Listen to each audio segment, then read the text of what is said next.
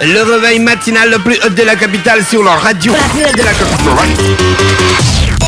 Du lundi au vendredi, de 7h à 10h, reçoit. De retour dans les 104.5, dans le studio d'Urban FM 104.5 pour notre rubrique sur avec l'invité d'aujourd'hui. Mosley, notre invité, on le connaît déjà bien. Oui, c'est notre invité, il bat les records de vues sur notre chaîne YouTube. Oui, évidemment, c'est un habitué de notre plateau désormais.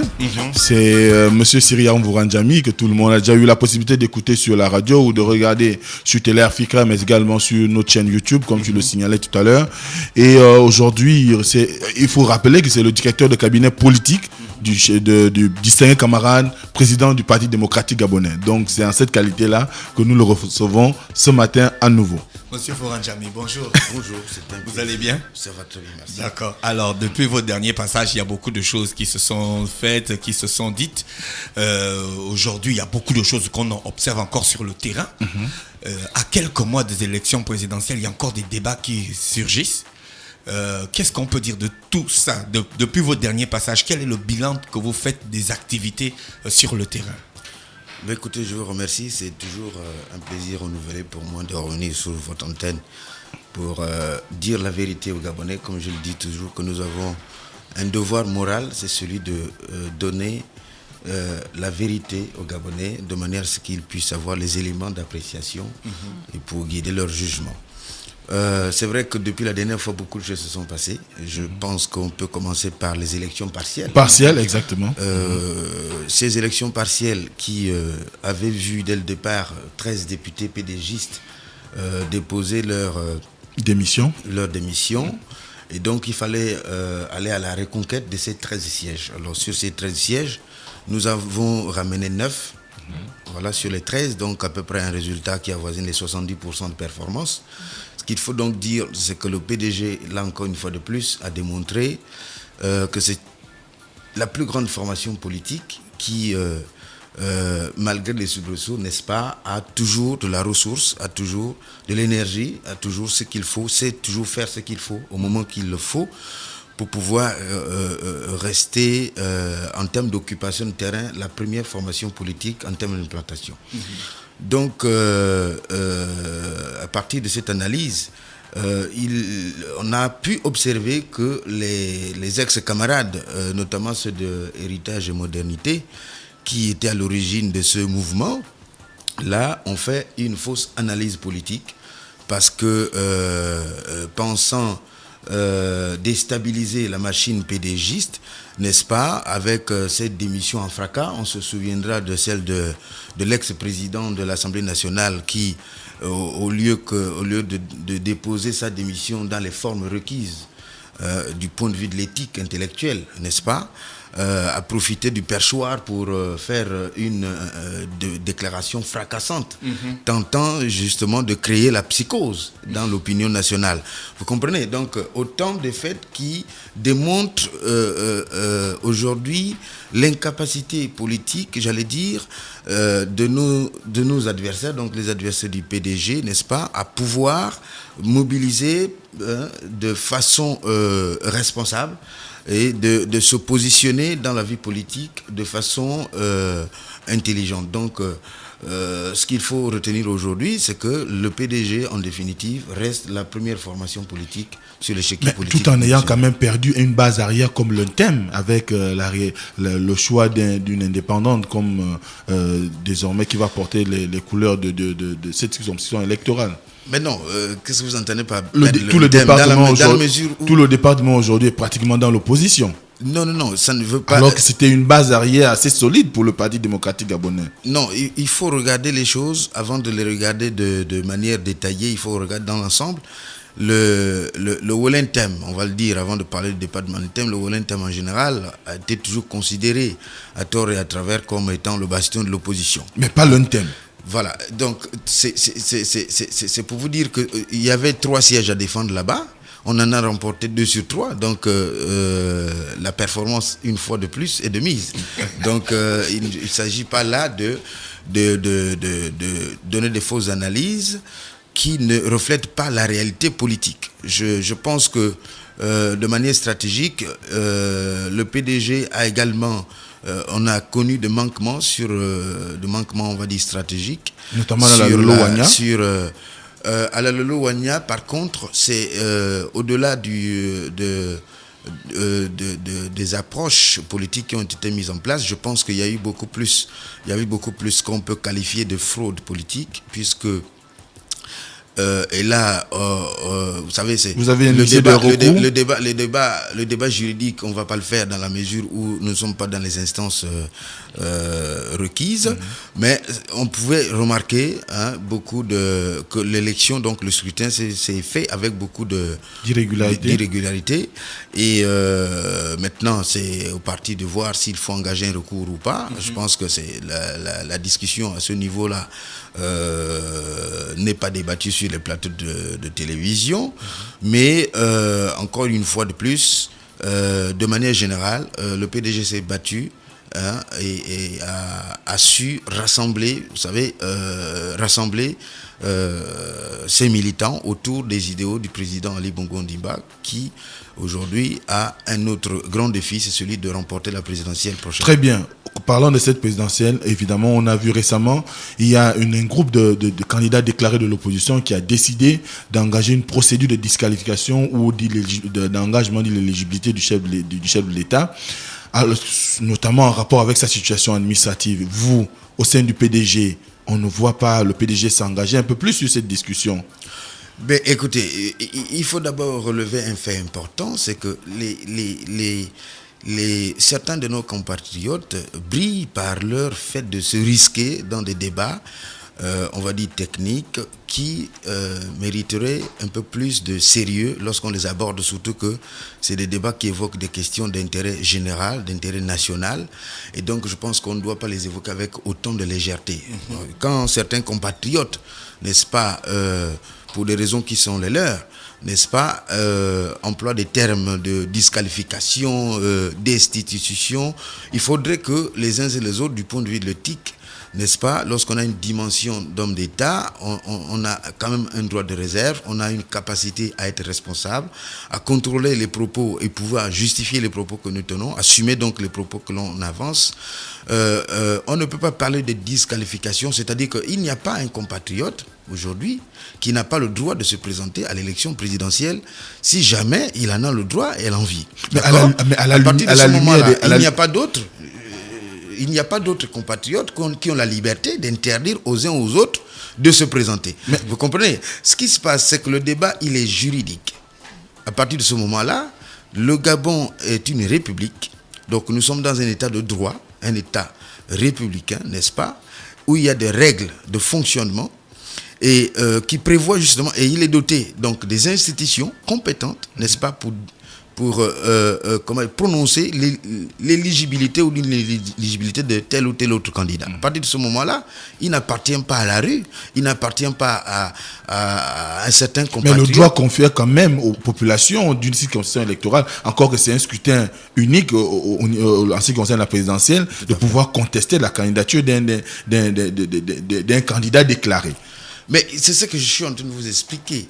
C'est-à-dire que lorsque vous décidez de vous présenter à une élection quelconque, n'est-ce pas, si vous lisez la loi numéro 7/96 du 12 mars 1996 portant disposition commune à toutes les élections au Gabon, n'est-ce pas, les dispositions de cette loi sont claires. À partir de ce moment-là, il y a des institutions, n'est-ce pas, compétentes pour prononcer l'inéligibilité de tel ou tel autre candidat. Il n'appartient pas à un adversaire politique de décider de l'éligibilité ou l'inéligibilité de tel ou tel autre. Par rapport aux informations qui reviennent, notamment avec le fait que la justice française a commis un nouveau juge d'instruction, il y a eu la sortie de l'article de Pierre Payan dans le journal Marianne. Tous ces éléments aujourd'hui concourent à renforcer. Et surtout qu'on a vu sur un plateau de télé international, le candidat déclaré Nginzu Mandama affirmait que la mère du président n'a jamais eu à être enceinte. Et récemment, Louis Gaston Maïla a confirmé les faits. Est-ce qu'aujourd'hui, cela ne peut pas les amener à engager cette procédure vis-à-vis de la Sénap et de la Cour constitutionnelle, qui sont des organes chargés de l'organisation des élections dans notre pays? Je suis en train de vous expliquer que tout ce que l'on fait, tout ce que l'on dit ou tout ce qui se dit, n'est-ce pas? Nous sommes dans un débat juridique, donc c'est des éléments de droit. Les éléments de droit ne s'abordent pas dans la rue, d'accord? Il y a des espaces compétents, n'est-ce pas, pour ces débats-là. Et vous parlez des avocats qui sont commis en instruction, ainsi de suite, par-ci, par-là, mais c'est tout à fait logique. Quand nous sommes dans une bataille juridique, chacun essaye de part et d'autre, n'est-ce pas, d'activer les réseaux qui sont les tiennes. Il s'agit d'un procès, il s'agit de telle action intentée en justice, ça ne veut rien dire. Ok, c'est le résultat qui compte. Mais ce qu'il faut dire aujourd'hui, c'est quoi? C'est que l'administration coloniale, de laquelle nous dépendions avant l'année de l'indépendance, donc 1960. D'accord? Parce que le débat aujourd'hui, c'est un acharnement. Et c'est la preuve aujourd'hui de l'incapacité de nos adversaires, ou du moins les adversaires d'Ali Bongo Ondimba. Mais ça fait quand même un discours redondant aux élections. Non, mais je vous explique. Mais justement, c'est-à-dire que aucun homme politique aujourd'hui, d'accord, n'a l'épaisseur, n'a la capacité, n'est-ce pas, politique, pour pouvoir se confronter à Ali Bongo Ondimba sur le terrain et dans l'arène politique. Parce que vous parlez des débats sur l'acte de naissance. Mais je peux vous dire que M. Guizou Van Daman ne dispose pas d'un acte de naissance. Je peux vous dire que M. Ping ne dispose pas d'un acte de naissance. Vous avez les preuves matérielles pour ça? Mais le PDG également, nous attendons. Nous ne sommes pas, nous ne descendons pas. Vous attendez la fin du match ou les prolongations? Pas du tout la fin du match. Nous attendons justement, nous sommes légalistes. Nous attendons que ces candidats-là déposent leur dossier à la Sénat. Nous attendons que la Sénat valide ou invalide ces candidatures et nous rentrerons en action. Vous allez engager la procédure après validation ou invalidation? Mais quelle est la procédure? D'accord? Vous comprenez, la procédure dont on parle, nous ne faisons pas dans la rue, comme je ne sais pas un débat de rue, c'est un débat politique. Vous comprenez? À partir de ce moment-là, nous disons que nous faisons confiance aux institutions républicaines qui sont compétentes en la matière et que ces candidats-là, n'est-ce pas, vont déposer leur dossier et nous allons voir. Nous attendons. Nous sommes respectueux, nous faisons confiance à ces institutions-là et nous savons que ces candidats-là qui ne disposent pas des actes de naissance, mais parce qu'il est clair qu'aujourd'hui, si on avait demandé à Ali Bongo Ondimba de produire un acte de naissance qui viendrait de la planète Saturne ou tout ce que vous voulez, il le ferait, mais on trouvera toujours de quoi à redire. Pourquoi? Parce que le problème, ce n'est pas l'acte de naissance d'Ali. Le problème, c'est qu'on ne peut pas l'affronter. Il faut tout faire. Vous pensez qu'ils ont peur de lui? Mais ce n'est pas qu'on pense, c'est la réalité. À quel niveau ont-ils peur de lui? Mais les faits, comme je le disais, les faits ont une spécialité, qui sont têtus, parce qu'ils sont là, ils s'imposent à tout le monde. Tous ceux qui aujourd'hui se réclament de l'opposition sont des anciens héracles du Parti démocratique gabonais. Vous répétez cela à la population gabonaise tous les jours. Mais c'est la... Je ne répète pas ça. Vous n'êtes pas pour la rédemption. Vous n'êtes pas pour la rédemption. La population gabonaise. Le pardon, la capacité d'un individu à changer de bord. On ne parle pas. Non, on ne parle pas. Il ne s'agit pas de pardon ou pas. Personne ne les a condamnés. Ils n'ont pas péché. Vous comprenez? Mais il est clair que ce qui est malheureusement la réalité, et il faut le dire, c'est que ceux qui se réclament aujourd'hui de l'opposition, ce ne sont pas des personnalités, je veux dire ceux qui aujourd'hui font la une de l'opposition, on va le dire comme ça, ne sont pas les personnalités qui ont fait leur preuve dans l'opposition. Pour la plupart, ils n'ont même pas de parti politique légalisé. D'accord? C'est-à-dire que c'est des personnes qui ont fait, pour des raisons, il y en a beaucoup comme ça. Vous prenez le cas de M. Ngoulakia. Mais ce monsieur-là, la raison pour laquelle les turpitudes qu'il démontre aujourd'hui sur la scène nationale et internationale, il ne s'agit pas de la nationalité d'Ali Bongo Ondimba. La réalité, c'est que M. Ngoulakia faisait l'objet d'un audit dans le cadre de sa fonction de directeur général de la Caisse-Table. Il s'en est opposé jusqu'à un point où il ne pouvait plus arrêter les dispositions constitutionnelles ou juridiques qui s'abattaient sur lui. L'épée de Damoclès se refermant sur lui. Quel était l'objectif de cet audit? Mais l'audit, parce que vous allez... Et dans beaucoup d'administrations, il y a que les gens ont commis des crimes économiques. Et la formule idoine que la plupart d'entre eux ont trouvée aujourd'hui, c'est de se retrouver une virginité politique en se déclarant opposant Les caisses de l'Assemblée nationale, si vous ne le savez pas, ont été vidées sur les 5 dernières années. Mais il a eu le démentir sur un journal, près de 61 un hebdomadaire milliards, national. Mais écoutez, plus d'une soixantaine de milliards ont été détournés, n'est-ce pas? Vous avez des preuves matérielles? Justement, nous sommes dans un débat sur un plateau. Ce n'est pas les espaces, n'est-ce pas, requises pour apporter des preuves. Vous comprenez? Mais ces camarades-là, ces ex-camarades ou ces compatriotes aujourd'hui, n'est-ce pas, doivent répondre leurs actes. Vous comprenez? Il ne s'agit pas de fouler aux pieds la justice gabonaise, aller sur les réseaux sociaux ou bien les chaînes internationales, n'est-ce pas, pour faire des déclarations tonitruantes et pour donner l'impression que vous êtes politiquement vierge. Ce n'est pas possible. Vous allez devoir en rendre les comptes parce que lorsqu'on a fait une gestion calamiteuse dans une administration, n'est-ce pas, eh bien, on doit rendre des comptes à l'État gabonais. Il ne s'agit pas là d'une chasse aux sorcières? Non, pas du tout. Monsieur Voranjami, moi j'avais une question. À quelques heures des élections présidentielles, les opposants sont sur le terrain, mais pas tellement les PDGistes, mais plutôt des associations qui soutiennent le président. Qu'est-ce que ça veut exactement dire? Mais le PDG est bien sur le terrain. Vous avez suivi les députés, donc les élus nationaux, qui ne cesse de multiplier les actions sur le terrain, puisque le mot d'ordre a été donné. Vous avez vu le secrétaire général, vous avez vu le porte-parole du parti qui, n'est-ce pas... Ça raconte dans les couloirs du parti qu'il n'y a pas les financements. Mais vous parlez bien des couloirs, j'aimerais...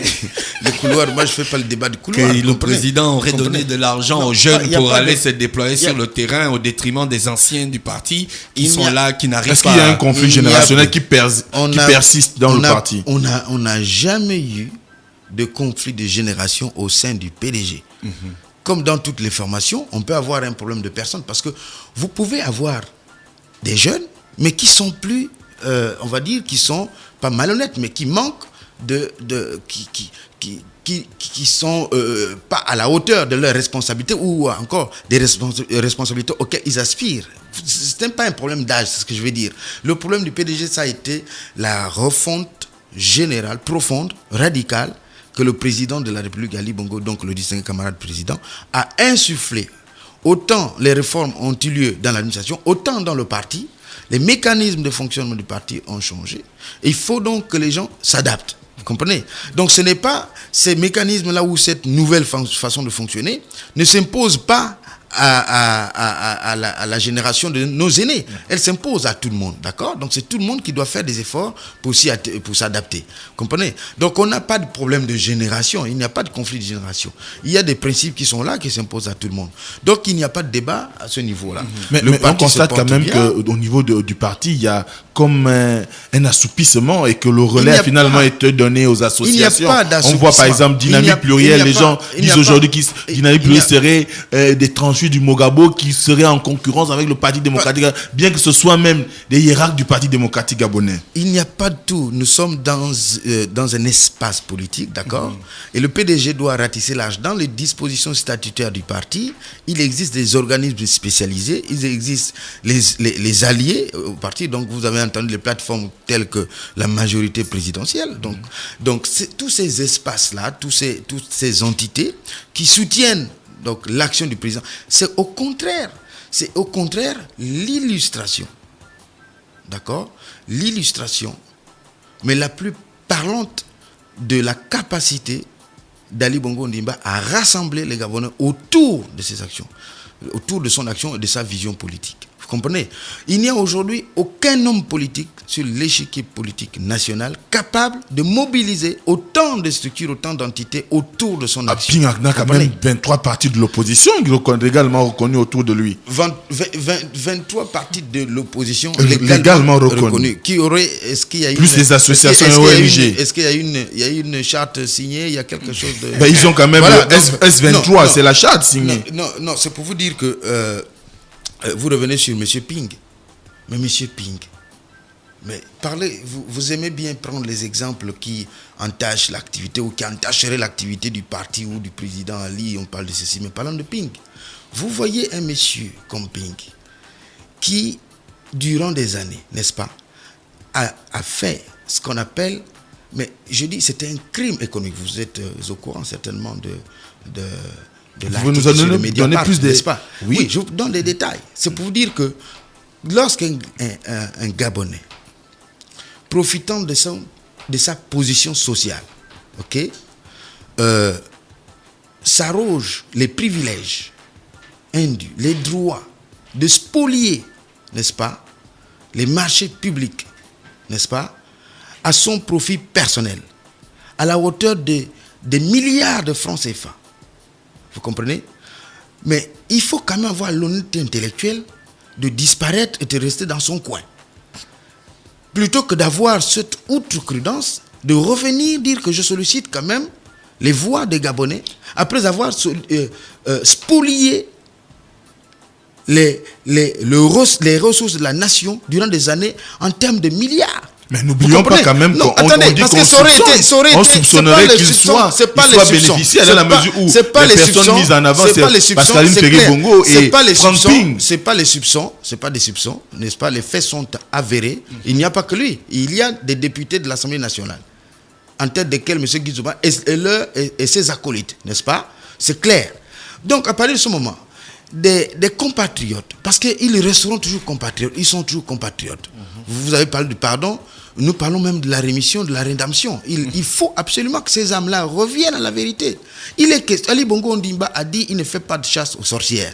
Mais il dit les mécanismes ont changé. Notre façon de faire, ça doit changer au profit de qui? Au profit de son entourage peut-être? Non, au profit de la population, parce que vous voyez aujourd'hui la transformation, la transmutation de l'économie nationale. Vous comprenez? C'est-à-dire que Ali Bongo Ondimba, prenez le cas où la situation du Gabon avant 2009. Avant 2009, d'accord, le taux de croissance de notre pays était négatif. D'accord? Aujourd'hui, il est positif, plus que positif, d'accord? Donc les faits sont là. 5%, c'est pas très...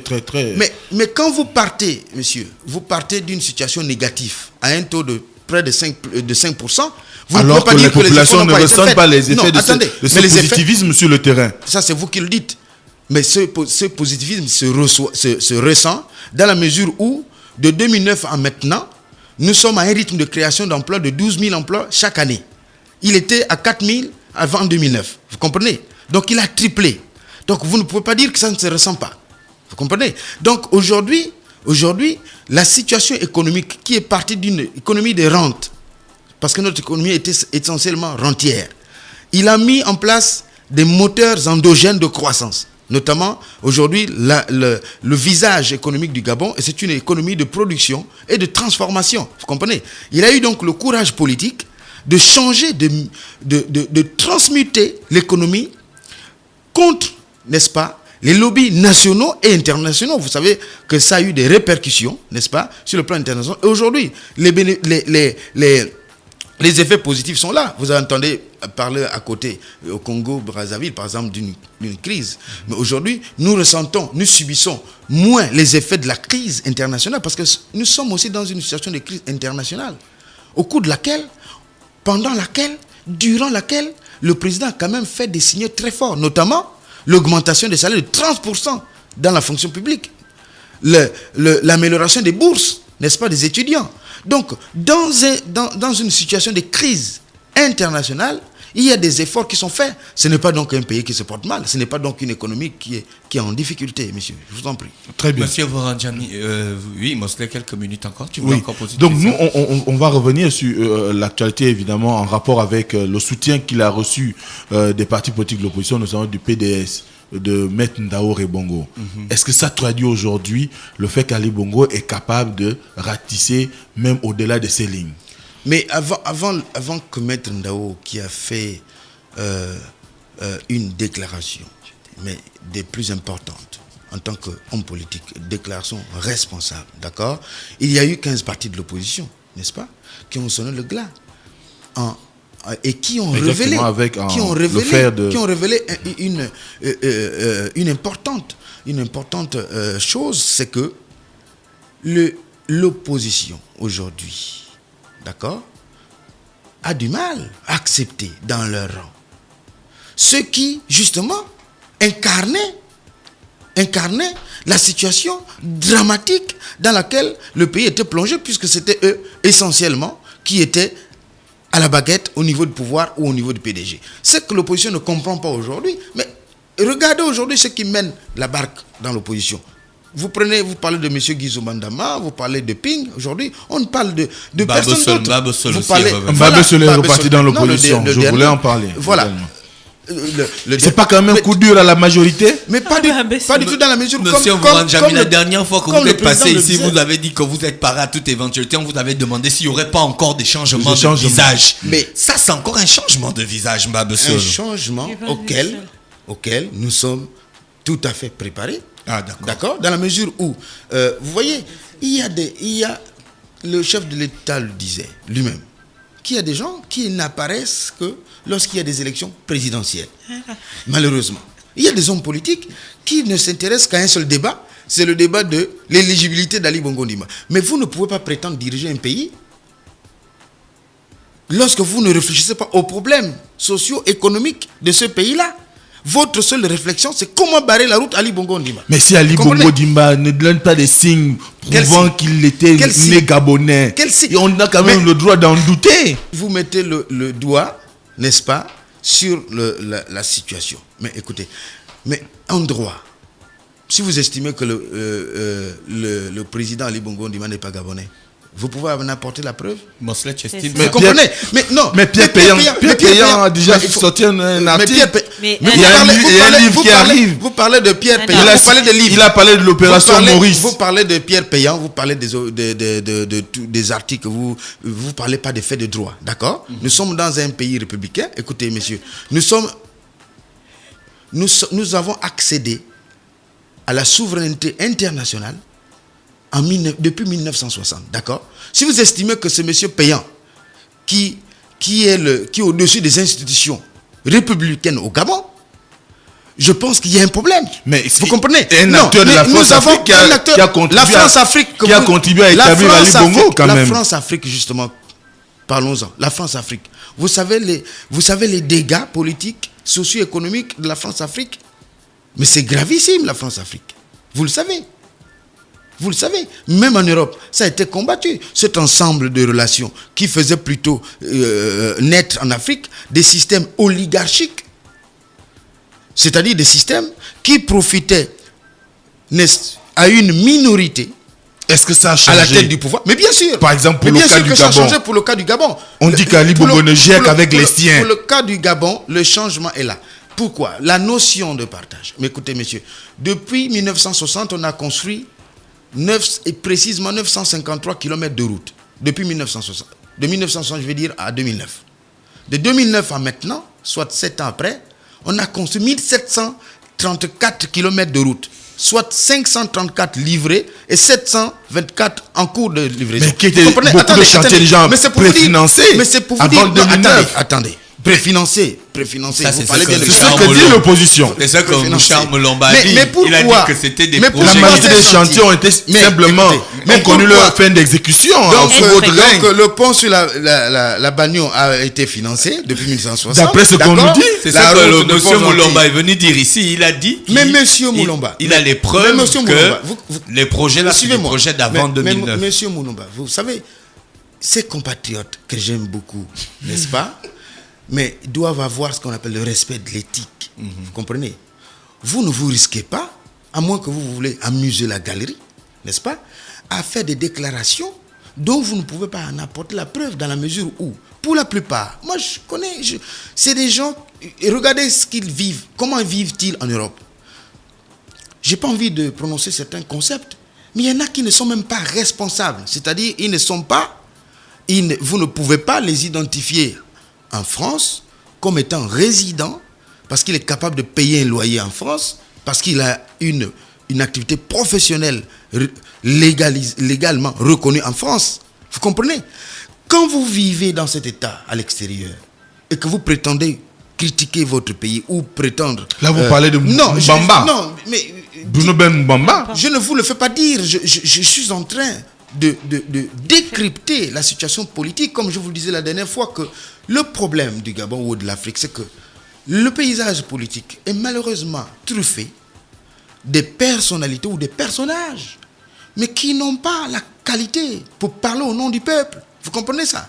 C'est-à-dire que vous ne pouvez pas prétendre briguer l'élection présidentielle quand vous n'êtes même pas un élu dans une circonscription, n'est-ce pas? Vous comprenez? Moumamba, pour le cas de Moumamba, le cas d'espèce, il est quand même conseiller municipal à Ndende. Je dis pour certains. En général. N'est-ce pas? En général. Vous comprenez? Beaucoup n'ont même aucune culture politique, mais parce que les débats politiques, mais c'est les débats assez importants qui engagent la vie de la nation. Vous comprenez? Il ne s'agit pas de venir et plaisanter à ce niveau de responsabilité. On parle d'un état de la nation. Vous comprenez? Donc vous ne venez pas amuser la galerie. Vous ne venez pas à faire de l'intox. Vous comprenez? Vous venez et vous tenez des propos responsables parce que vous voulez éclairer la nation, parce que vous voulez... Mais dire que tous les projets qui sont réalisés aujourd'hui ont été... Déjà, c'est bien qu'ils reconnaissent que les projets ont été réalisés. Mais dire maintenant que... Mais qu'ils ne sont pas ils n'ont pas été financés à l'action du distingué camarade de votre parti. Mais ils auraient pu le faire avant qu'ils ne viennent en 2009. Parce que je ne sais pas si le pont de la Bagno a été construit avant qu'Ali Bongo ne vienne au pouvoir. Je ne sais pas si la route, aujourd'hui on va relier Port-Gentil. Mais moi quand j'étais jeune, mais je ne pouvais pas me l'imaginer que l'on puisse un jour aller à Port-Gentil en voiture. Vous comprenez? C'est quand même des grands projets et le chef de l'État a eu un courage politique. Mais un courage politique qui a réveillé l'Afrique, qui a donné l'envie, l'espoir. Et aujourd'hui, on parle de l'émergence dans tous les pays. Est-ce que vous pensez que toutes les actions qui sont aujourd'hui menées par l'opposition renvoient à une imposture? Je ne parlerai pas d'imposture, je parle de l'irresponsabilité. Parce que il faut que ceux qui se disent aujourd'hui responsables, de l'opposition, mais fassent très attention. Parce que Ali Bongo aujourd'hui, regardez simplement à tous ces déplacements. Vous voyez à quel point, de manière spontanée, la population vient lui témoigner sa reconnaissance. Il paraît qu'on donne quand même de l'argent. Attendez, non, pas du tout. Mais pour que les gens viennent. Vous parlez de quoi? Mais vous parlez de ce que vous entendez. C'est le cas. Vous comprenez? Mais nous avons été dans les rues de Port-Gentil récemment. Mais vous avez vu dans les bars, mais pourquoi on refuse de voir ce qui est visible? Mais là, moi, ce que je dis, c'est qu'il faudra faire attention. Parce que ceux qui pensent qu'ils peuvent barrer la route à Ali Bongo Ondimba, mais ils vont trouver le peuple gabonais sur leur chemin. Et ça, on est conscient de ça. Vous allez essayez de vous risquer. Je dis, essayez de vous risquer. Aujourd'hui, Ali Bongo Ondimba, à chacune de ses sorties, la population vient le saluer de manière spontanée. Contrairement, peut-être que ça se pratique ailleurs, où on donne de l'argent aux gens pour venir voir ces pseudo-leaders. Mais je dis, Ali Bongo Ondimba a fait, n'est-ce pas, la preuve de son acceptation par le peuple gabonais. Et nous allons... Est-ce que vous êtes prêts? Est-ce que les armes sont prêtes pour le PDG et ses alliés pour l'élection de 2016? Nous sommes... Et à quand le PDG va réellement se mobiliser? Nous sommes mobilisés. Pas suffisamment, peut-être nous, en tant qu'observateurs, on ne le constate pas. Oui, mais peut-être vous observez tellement beaucoup de choses à la fois, vous observez ce qui n'est pas peut-être nécessaire, mais le PDG, pour répondre à la question de Dafresh, est plus que jamais organisé, d'accord, pour affronter avec sérénité l'élection présidentielle, avec beaucoup de responsabilités. Parce que vous voyez, le peuple gabonais qui a fait confiance à Ali Bongo Ondimba, aujourd'hui, n'est-ce pas, mérite mieux, puisque le président lui-même l'a dit.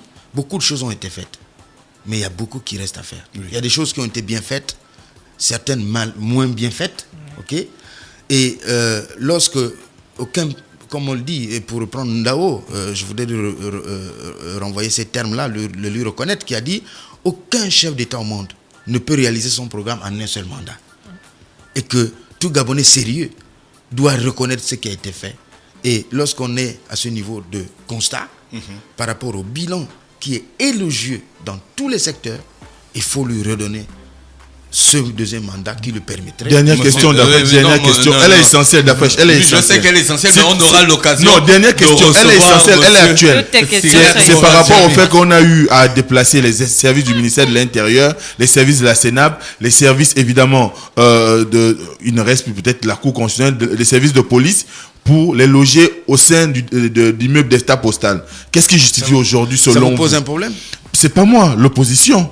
Quel problème? Parce que c'est une situation inédite où on réunit les organes chargés de l'organisation de l'élection à un seul endroit.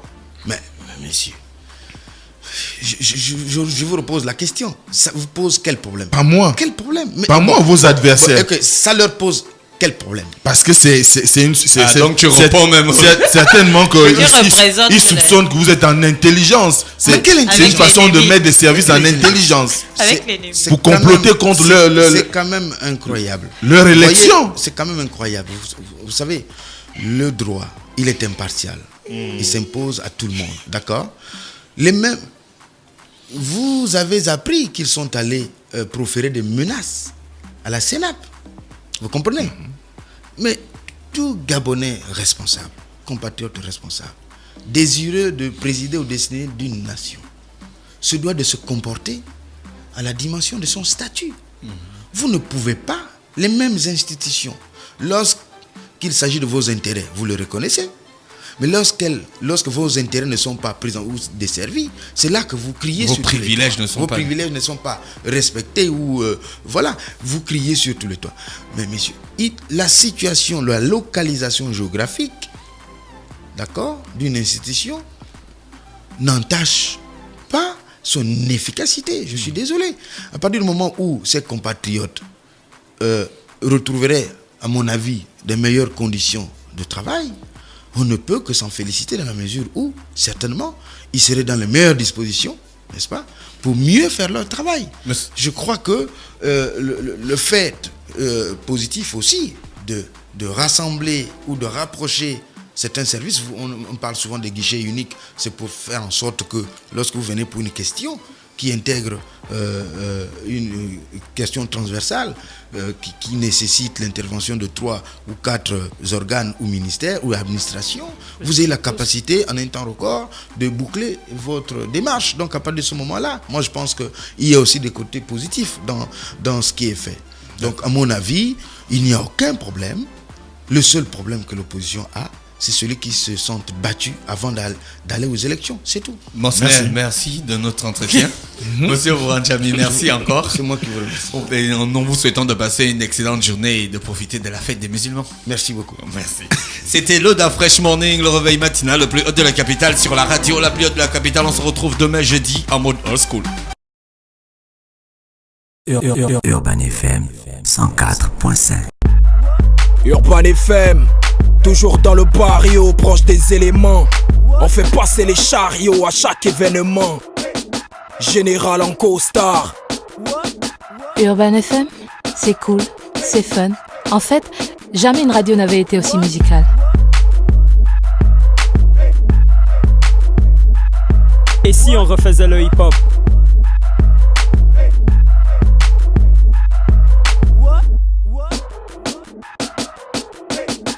L'équipe nationale de la FM. C'est 100% musique urbaine, c'est notre radio préférée. Urban FM, je te kiffe. Toutes mes exclusivités et toute mon actualité, c'est sur Urban FM. C'est frais, c'est maintenant et c'est pour des générations. Urban FM 104.5.